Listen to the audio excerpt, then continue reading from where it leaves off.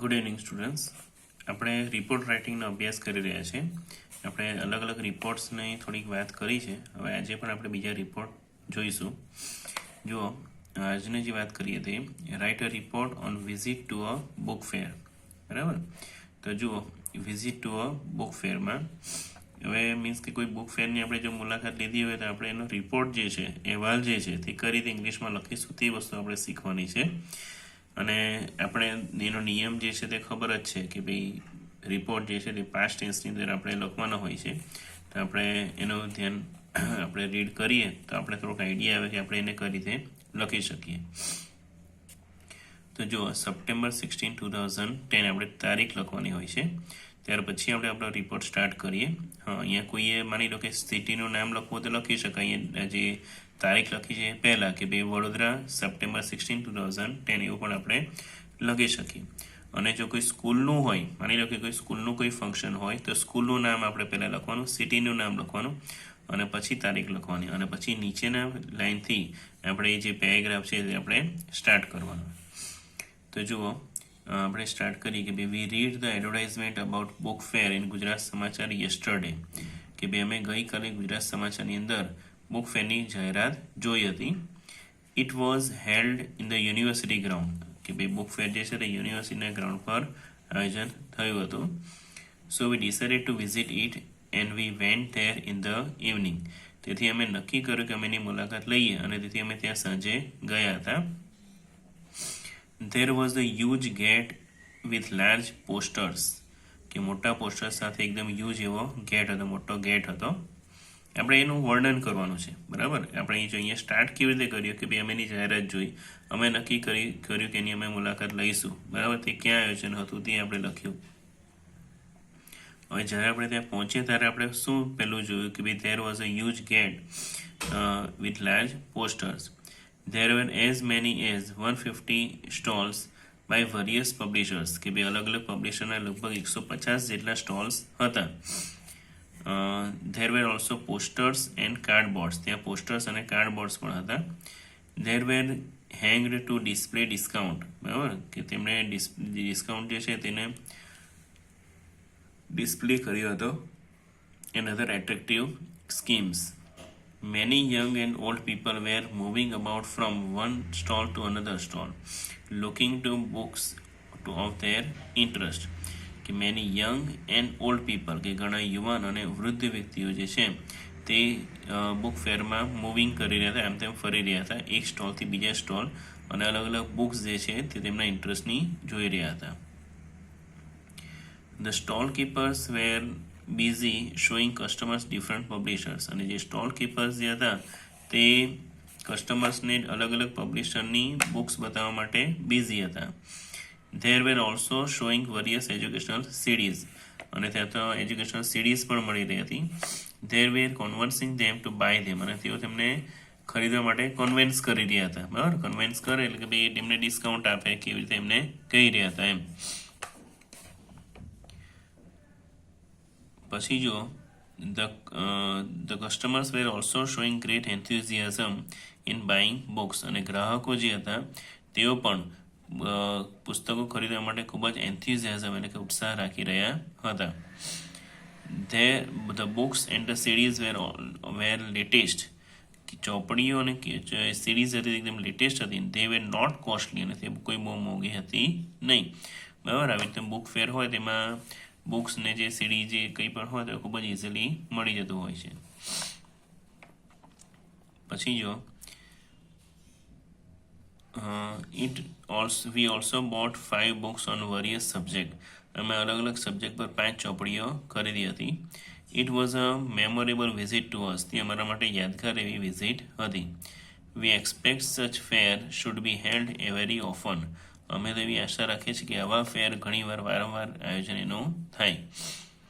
They help us to encourage to read more and more books. તેઓ અમને વધારે વધારે ચોપડીઓ વાંચવા માટે એન્કરેજ કરવા માટે મદદ કરે છે. બરાબર ને. ખરેખર આપણે પણ રીડિંગનો શોખ હોવો જ જોઈએ.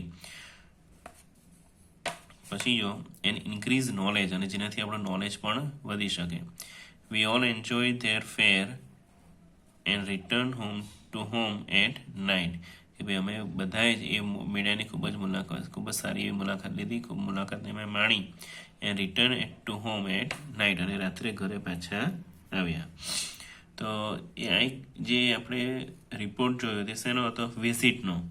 બરાબર, કે કોઈ જગ્યાની આપણે વિઝિટ લઈએ તો એનો કઈ રીતે રિપોર્ટ લખવાનો હોય છે, મીન્સ કે એનો ક્રમાનુસાર જ આપણે વસ્તુ લખવાની હોય છે કે ભાઈ અમે ત્યાં પહોંચ્યા, કેવી રીતે ગયા, કોની સાથે ગયા, ત્યાં શું કર્યું, શું ખરીદ્યું, એ બધી વસ્તુનું ડિસ્ક્રિપ્શન જે છે તે આપણે આ રીતના રિપોર્ટની અંદર લખવાનું હોય છે. બરાબર. ચાલો હવે આપણે બીજો એક રિપોર્ટ જોઈએ. Write a report on science fair held in your school, કે તમારે સ્કૂલમાં આયોજિત એવો સાયન્સ ફેરનો તમારે રિપોર્ટ લખવાનો છે. જુઓ, August 5, 2010. Last week a science fair was organized by our school, કે ભાઈ ગયા અઠવાડિયે અમારી સ્કૂલ દ્વારા વિજ્ઞાન મેળાનું આયોજન થયું હતું. બરાબર, જો આ ભૂતકાળનું જ આપણે બધું લખીશું. It was held in the classroom, કે ભાઈ ક્લાસરૂમમાં તેનું આયોજન થયું હતું. At a ground of our school, અને સ્કૂલના ગ્રાઉન્ડ પર. There were various sections like projects, technologies, experiment, charts, slides, etc. બરાબર, ત્યાં શું હતું? અલગ અલગ પ્રોજેક્ટ હતા, ટેકનોલોજી, એક્સપેરિમેન્ટ, ચાર્ટ્સ અને સ્લાઇડ્સ હતી. Each section was well arranged, અને દરેક ભાગને ખૂબ જ સારી રીતે આયોજિત કરેલો હતો.